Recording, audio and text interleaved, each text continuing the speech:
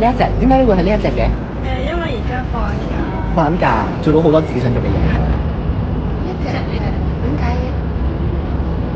因為個人成多要知咯。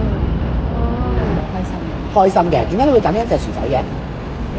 因為我唔點解我揀呢個薯仔啊？係啊，我覺得佢好得意咯。好得意。同埋你而家嘅心情係咪都好似同呢個薯仔一樣差唔多啦，都係咁開心嘅？因為新年係咪？係咪啊？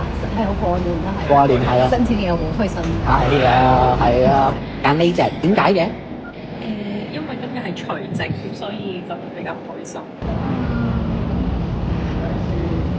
可能是这一只吧。这一只為什麼？今天是不開心，有點不開心。呢一個因為我而家好開心。好開心，點解咁開心嘅？